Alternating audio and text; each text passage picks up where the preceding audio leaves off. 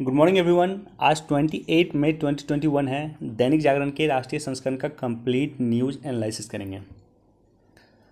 First page पे जो ये न्यूज़ है, इस न्यूज़ को एक बार देख सकते हैं। काफ़ी इंपॉर्टेंट न्यूज़ है और इसका जो बेसिक कॉन्सेप्ट है वो काफ़ी इंपॉर्टेंट है, जो कल हमने डिटेल से डिस्कस किया था।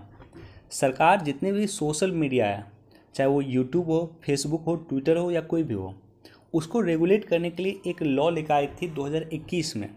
25 फरवरी 2021 को सरकार ये कानून लेकर आई थी और सरकार ने कहा था कि इसका अनुपालन किया जाए। 3 महीने का समय दिया गया था सभी सोशल मीडिया कंपनी को कि इसका अनुपालन किया जाए। अभी तक कोई भी कंपनी, सोशल मीडिया कंपनी ने ढंग से सरकार के नीतियों का या सरकार के जो रूल था उसका अनुपालन नहीं किया है। तो सरकार का कहना है कि ट्विटर इधर उधर की बातों को छोड़ ध्यान दे, सरकार के जो कानून है या कानून पे ध्यान दे। ट्विटर को लेकर के 2-3 चीज़ें जो अभी वर्तमान में चल रही है। एक तो टूल किट का मुद्दा। आपको याद होगा कि टूल किट के मुद्दा को लेकर के प्रत्येक दिन पेपर में आता है और हमने भी डिटेल से डिस्कस किया था कि टूल किट का मुद्दा क्या है, किस तरह से टूल किट के माध्यम से एक टूल किट का निर्माण किया गया है ट्विटर पे, और उस टूल किट के माध्यम से सरकार के खिलाफ कब ट्वीट होना चाहिए, क्या ट्वीट होना चाहिए, कितना ट्वीट होना चाहिए, क्या उसका हैशटैग यूज होना चाहिए, सभी उसमें दिया हुआ। तो इसको लेकर के सरकार जो है ट्विटर के अभी विवाद चल रहा है, सरकार और ट्विटर के मध्य विवाद चल रहा है। बेसिकली आपको 2-3 बातें याद रखना चाहिए। ये जो वर्तमान में सोशल मीडिया का इशू चल रहा है, एक तो सरकार चाह रही है कि जितने भी सोशल मीडिया कंपनी हैं वो सोशल मीडिया कंपनी एक शिकायत निवारण अधिकारी की नियुक्ति करें। उसका काम ही हो कि अगर शिकायत मिले तो उस शिकायत का जो है समय पे समाधान किया जाए। और ये जो शिकायत निवारण अधिकारी हो, ऐसा ना हो कि ट्विटर के हेड ऑफिस में बैठा रहे, ऐसा नहीं हो। ये शिकायत निवारण अधिकारी भारत में होना चाहिए, भारत में नियुक्त होना चाहिए, इंडिया के बाउंड्री के अंदर वो रहना चाहिए। उसके बाद सेकंड मुद्दा जो है कि सरकार के पास मान लेते हैं कि कोई पोस्ट है जो पोस्ट देश की एकता और अखंडता को नुकसान पहुंचा सकता है। कोई पोस्ट ऐसा है जो कि हीनियस क्राइम से जुड़ा हुआ, बलात्कार जैसी घटनाओं से कोई पोस्ट जुड़ा हुआ, और उस पोस्ट को हटाने के लिए सरकार अगर बोलती है सोशल मीडिया कंपनी को तो उसको इमीडिएटली हटा लिया जाना चाहिए। और तीसरा संदर्भ यह है कि डाटा लोकलाइजेशन। जो भी डाटा है, फेसबुक के पास हमारी जो भी डाटा है, ट्विटर के पास जो भी डाटा है, या अन्य कंपनियों के पास जो भी डाटा है, भारतीयों की डाटा भारत की बाउंड्री के भीतर ही रहना चाहिए। इसे कहा गया है डाटा लोकलाइजेशन। अभी जो भी डाटा है गूगल के पास है या फेसबुक के पास है, व्हाट्सएप के पास है या अन्य कोई भी संस्था के पास है, तो वो सारी की सारी डाटा जो है वो अमेरिका में स्टोर है, जहाँ पे उसका कंपनी है, जहाँ उसका हेडक्वार्टर वहाँ पे है। हमारा स्पष्ट तौर पे कहना है कि भारत के लोगों का डाटा भारत की सीमाओं के भीतर रहना चाहिए। तो इसको एक बार देख लेना, और कल का वीडियो आपने नहीं देखा तो एक बार जाकर के देख सकते हैं। यास ने 1.5 लाख लोगों को किया बेघर, झारखंड में भी बचाया उत्पात। तो यास तूफान किस तरह से उड़ीसा को प्रभावित किया और उसके बाद झारखंड को भी ये प्रभावित किया, तो एक बार इसको देख सकते हैं। 2-3 दिनों में भारत लाया जा सकता है मेहुल चोकसी। मेहुल चोकसी को गिरफ्तार किया गया है डोमिनिका के द्वारा और इसे 2-3 दिन के भीतर भारत लाया जा सकता है। कल हमने डिटेल से डिस्कस किया था इंटरपोल कि जो नोटिस है, जितने प्रकार के इंटरपोल के नोटिस है, हर एक प्रकार को हमने डिटेल से डिस्कस किया था, और अब जो ये है इनको भारत लाया जा सकता है। इसके बैकग्राउंड में अगर आप देखोगे तो आर्थिक भगोड़ा कानून आया था। अगर आपको जानकारी लेना है तो आर्थिक भगोड़ा कानून जाकर के देख लेना, वो इससे जुड़ा हुआ है। कोरोना का इकोनॉमी पे लंबे समय तक असर, आरबीआई। तो आरबीआई का कहना है कि सरकार जो है हेल्थ इंफ्रास्ट्रक्चर पे खर्च करे, सरकार वैक्सीन के निर्माण की प्रक्रिया तेज करे और स्टॉक में भी रखा जाए। वैक्सीन काफ़ी सुस्त हो गया देश में, उसका कंडीशन है कि हमारे पास कच्चा माल की कमी है और कच्चा माल की प्राप्ति के लिए भारत के विदेश मंत्री वर्तमान में अमेरिका गए हुए हैं। अमेरिका कच्चा माल अगर देगा तो वैक्सीन के निर्माण की प्रक्रिया भारत में तेज हो जाएगी। तो आरबीआई का कहना है कि वैक्सीन का जो है निर्माण तेज हो और उसके लिए स्टॉक भी रखा जाए और वायरस के लिए नई वैक्सीन पे शोध काम किया जा सके। हमारे पास, हमारे देश में अभी 2 ही वैक्सीन हैं, तो अन्य कंपनी को भी शोध करना चाहिए, रिसर्च करना चाहिए वैक्सीन को लेकर के, और महामारी की शुरुआत करने से पहले प्रोटोकॉल का पालन करें। तो जितना भी प्रोटोकॉल है उसका पालन किया जाना अपेक्षित है। तो एक बार इसको भी देख सकते हैं, इस न्यूज़ को एक बार आप लोग पढ़ सकते हैं। साथ ही साथ इसको भी एक बार देख सकते हैं, कोरोना से मौत पे न्यूयॉर्क टाइम्स की रिपोर्ट आधारहीन व फर्जी, केंद्र सरकार का कहना है। और जो ये न्यूयॉर्क टाइम्स है, इनका कहना था कि जितना बताया गया है पेशेंट की मृत्यु भारत में, उससे कहीं ज़्यादा भारत में लोगों की मौत हुई है। तो सरकार ने इस पक्ष को जो है खारिज कर दिया। तो एक बार देख सकते हैं।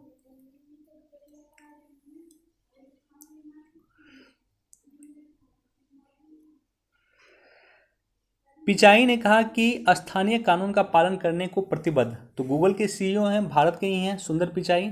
तो इन्होंने कहा है कि जो सरकार ने कानून बनाया है उस कानून को पालन करने के लिए भारत सरकार प्रतिबद्ध है और गूगल प्रतिबद्ध है, और हम इसका निश्चित तौर पे अनुपालन करेंगे।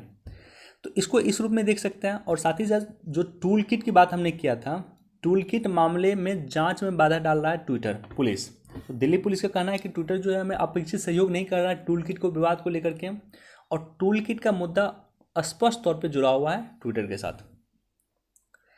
लक्षद्वीप प्रशासक के फैसलों को लेकर गरमाई राजनीति। देखो, लक्षद्वीप प्रशासक ने जो है कुछ फैसला लिया। लक्षद्वीप क्या है, एक यूनियन टेरिटरी है। हमारे देश में मात्र 3 ऐसे यूनियन टेरिटरी है जिसका विधानसभा है।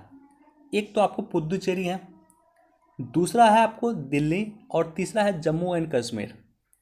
उसके अलावा जो भी यूनियन टेरिटरी है उसका प्रशासन जो किया जाता है वो किया जाता है प्रशासक के द्वारा किया जाता है, या कुछ जगह उसको उपराज्यपाल कहा जाता है, कुछ जगह अलग अलग नाम है। तो लक्षद्वीप का जो जो प्रशासन करता है, लक्षद्वीप को जो संभालता है, तो लक्षद्वीप का जो हेड ऑफ स्टेट है वो है लक्षद्वीप के प्रशासक, उसे प्रशासक कहा जाता है। और इन्होंने कुछ निर्णय लिया, उस निर्णय को यहाँ पे दिया हुआ एक बार देख सकते हैं। इन्होंने कुछ सुधार के निर्णय लिया और उसी सुधार के निर्णय को लेकर के देश भर में राजनीति छिड़ गई है।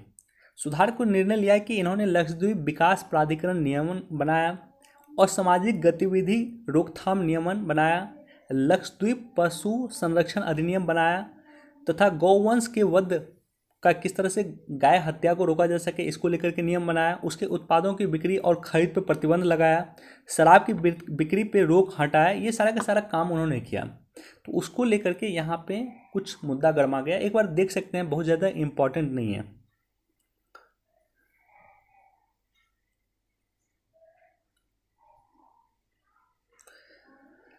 सशस्त्र सेनाओं के लिए रक्षा मंत्री ने शुरू किया ओपीडी पोर्टल। बस नाम देख लेना, ओपीडी मतलब होता है ऑनलाइन चिकित्सा परामर्श सेवा पोर्टल शुरू किया है सशस्त्र सेनाओं के लिए हमारे देश के रक्षा मंत्री ने।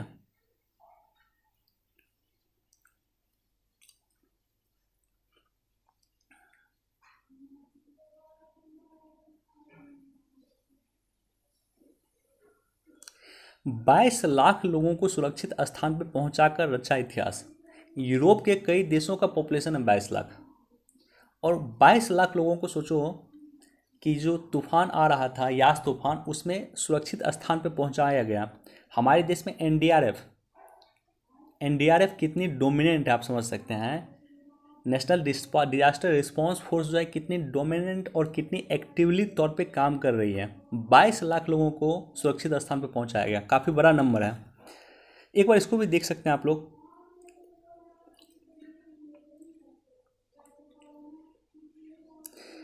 आर्थिक पैकेज को लेकर के लगातार हम डिस्कस कर रहे हैं कि देश में जो इकोनॉमिक क्राइसिस वर्तमान में शुरू हुई है, उस इकोनॉमिक क्राइसिस में जिस तरह से पहली कोरोना लहर के बाद सरकार ने आत्मनिर्भर पैकेज दिया था, उसी तरह से दूसरी कोरोना लहर के बाद भी सरकार को एक व्यापक तौर पर पैकेज दिया जाना चाहिए। तो एक बार इस रूप में देख सकते हैं और देखते हैं सरकार कितनी पैकेज देती है। साथ ही साथ ये न्यूज़ भी इम्पॉर्टेंट है कि जिला केंद्रीय सहकारी बैंकों का राज्य सहकारी बैंकों में विलय। तो आरबीआई ने कहा है कि जिला केंद्रीय सहकारी बैंक जो है उसका राज्य सहकारी बैंक में विलय होना चाहिए, लेकिन ये राज्यों की सहमति के आधार पर होगा।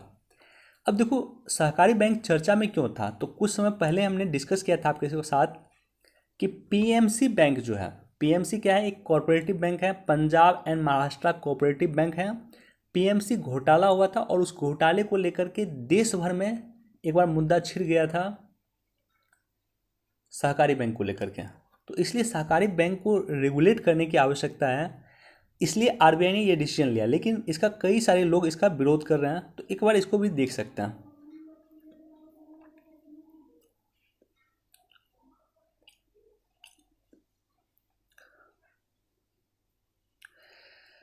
महामारी के दौर में लाल फीताशाही का रोग। लाल फीताशाही मतलब होता है कि लेट लतीफ़ी। लाल फीताशाही जुड़ा हुआ प्रशासन से जुड़ा हुआ, लाल फीताशाही जुड़ा हुआ नौकरशाही से जुड़ा हुआ। तो एक बार इस रूप में देख सकते हैं कि नौकरशाही की लेट लतीफ़ी के कारण जो है महामारी अधिक बढ़ रही है, या महामारी को समय पर नियंत्रित नहीं किया गया, उसका एक बहुत बड़ा रीज़न है लाल फीताशाही। तो एक बार इसको देख सकते हैं, बहुत ज़्यादा इंपॉर्टेंट नहीं है लेकिन एक बार देख सकते हैं।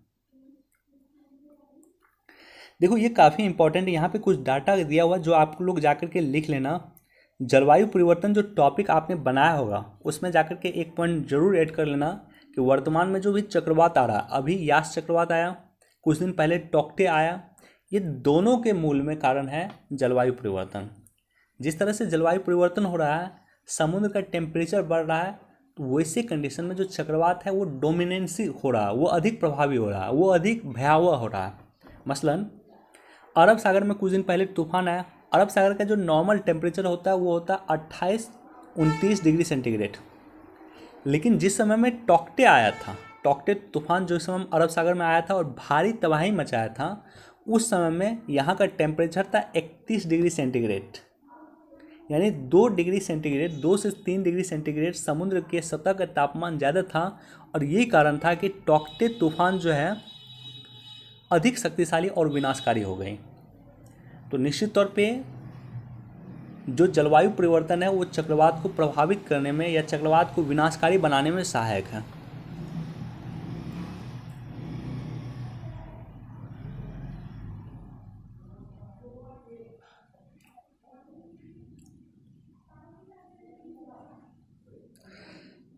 एक बार इसको भी देख सकते हैं, कोरोना की उत्पत्ति का पर 90 दिनों में रिपोर्ट तलब। तो बाइडेन ने अपने खुफिया एजेंसियों को कहा है कि कोरोना का कहाँ से ओरिजिनेट हुआ। अभी तक तो हमें ये एग्जैक्टली पता नहीं है कि कोरोना कहाँ से ओरिजिनेट हुआ। नॉर्मली हम लोग कहते हैं कि वुहान से जो है कोरोना क्रिएट हुआ, लेकिन इसका ओरिजिनेशन कहाँ है एग्जैक्टली ये पता लगाने के लिए अमेरिकी के राष्ट्रपति ने अपने खुफिया एजेंसियों को निर्देश दिया। ये वनडे और एग्जाम में पूछा जा सकता है कि अमेरिका में अरुण वेंकट रमन वाणिज्य विभाग के डीजे बने। वनडे एग्जाम वगैरह में पूछा जा सकता है कि अमेरिका में कौन क्या बना जो भारतवंशी हैं, उससे वनडे एग्जाम में पूछा जा सकता है। यूपीएससी स्टेट पीसीएस वगैरह क्वेश्चन नहीं पूछेगी। ये जो मुद्दा है हांगकांग में चुनावी कानून में संशोधन संबंधी विधेयक पारित, तो हांगकांग मुद्दा काफ़ी इंपॉर्टेंट है। किस तरह से हांगकांग का अधिग्रहण चीन ने किया समय से पहले, हांगकांग को क्यों सौंपा था ब्रिटेन ने चीन को, और क्यों हांगकांग का चीन ने अधिग्रहण किया इलीगल तरीके से, वो बैकग्राउंड में चीज़ें जाकर समझने की ज़रूरत है। हांगकांग विवाद काफ़ी चर्चा में था पिछले वर्ष 2020 में।